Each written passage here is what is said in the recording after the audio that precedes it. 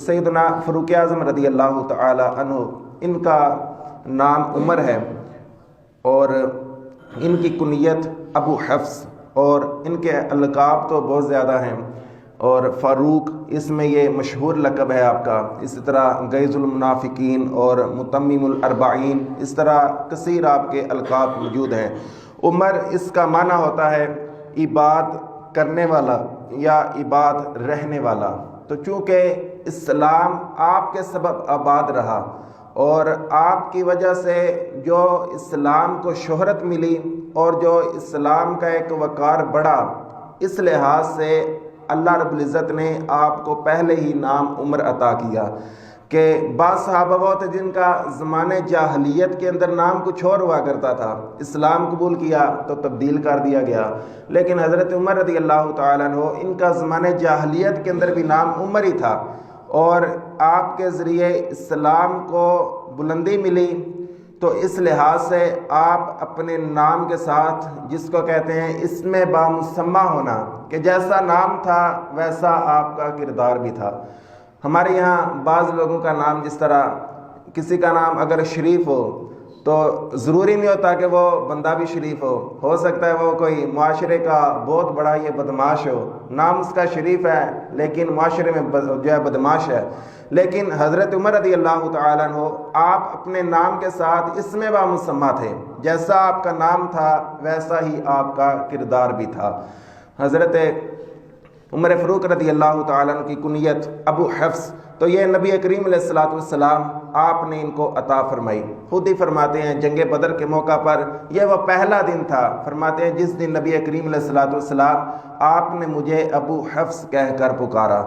حفص اس کا معنی ہوتا ہے شیر کا بچہ، تو چونکہ سیدنا فاروق اعظم رضی اللہ تعالیٰ عنہ یہ اسلام کے شیر ہیں، تو اس لیے آپ کو نبی کریم علیہ الصلوۃ والسلام نے کنیت ابو حفص عطا کی۔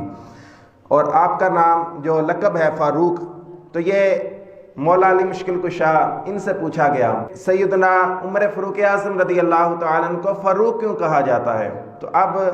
شان فاروقی سیدنا مولا علی بیان فرماتے ہیں، آپ فرماتے ہیں اس لیے کہ انہوں نے حق کو باطل سے جدا کر دیا، اس لیے ان کو فاروق اللہ رب العزت نے قرار دیا۔ اور نبی کریم علیہ الصلوۃ والسلام آپ نے بھی ان کو فاروق کہہ کر پکارا، تو اس وجہ سے بھی یہ آپ کا لقب قرار پایا۔ تو یہ حق، ویسے تو سارے صحابہ ہی حق کو باطل سے جدا کرنے والے ہیں، لیکن ان کو فاروق اعظم اس لیے کہا گیا کہ انہوں نے جیسا حق کو باطل سے جدا کیا ویسا کسی اور کے حصے میں نہیں آیا۔ حضرت سیدنا فاروق اعظم رضی اللہ تعالیٰ عنہ یہ نماز فجر کے لیے مسجد کی طرف آ رہے تھے، تو ان پر قاتلانہ حملہ کیا گیا اور ان کو شدید زخمی کر دیا گیا، جس کی وجہ سے ان کا انتقال ہوا، اور یکم محرم الحرام اس تاریخ کو ان کا وصال ہوا۔ اور انہوں نے اپنے زخم جب ان کو لگے اور بیمار تھے تو سیدہ عائشہ صدیقہ رضی اللہ تعالی عنہا ان کی بارگاہ میں عرض بھیجی کہ اگر آپ اجازت دیں تو نبی کریم علیہ الصلوۃ والسلام آپ کے حجرے کے اندر میری بھی قبر بنا دی جائے۔ تو سیدہ عائشہ صدیقہ رضی اللہ تعالی عنہا ان کی خواہش یہ تھی کہ میں یہاں پر دفن ہو جاؤں، تو چونکہ ان کے والد بھی وہیں پر تھے اور نبی کریم علیہ الصلوۃ والسلام آپ کے زوج بھی تھے، تو ان کی خواہش تھی کہ مجھے یہ سعادت مل جائے۔ لیکن جب سیدنا عمر فاروق رضی اللہ تعالیٰ عنہ آپ نے جب درخواست بھیجی تو انہوں نے آپ کے لیے اپنی جگہ کو احصار کر دیا۔ تو یہ احصار کا جذبہ بھی ہمارے اندر ہونا چاہیے کہ دوسروں کو ترجیحات دینا، اپنے دیگر مسلمانوں بھائیوں کے لیے جگہ ہو یا کوئی معاملات ہو، ہمارا تو دنیاوی جگہ کے لیے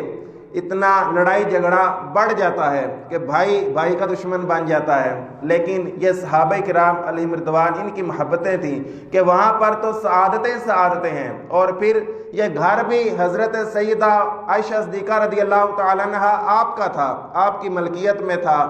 اور آپ اپنی جگہ پر چاہتی تو منع کر سکتی تھی کہ یہ میرا گھر ہے، میں ہی یہاں پر دفن ہوں گی، لیکن ان کے درمیان یہ محبتیں ہوا کرتی تھیں کہ یہ ایک اپنی ذات پر دوسرے کو ترجیح دیا کرتے تھے۔ تو یہ کچھ نہ کچھ ہمیں بھی کرنا چاہیے، آخرت کے معاملات میں بھی اور دنیاوی معاملات کے اندر بھی۔ اپنا بھائی ہے، اپنا بیٹا ہے، اور اپنا والد ہے، اپنی بہن ہے، تو ان کو ترجیحات دینی چاہیے۔ اگر کچھ نقصان ہوگا تو انشاءاللہ ہمیں اصرار کی وجہ سے اللہ رب العزت اس کا نعم البدل عطا فرمائے گا۔ نبی کریم علیہ الصلوۃ والسلام آپ نے ان کے بارے میں ارشاد فرمایا کہ جس نے عمر سے محبت کی اس نے مجھ سے محبت کی، اور جس نے عمر سے بغض رکھا اس نے مجھ سے بغض رکھا۔ تو ان صحابہ کی محبت، ان کا ادب اپنے دلوں کے اندر رکھنا چاہیے۔ اللہ رب العزت ہمیں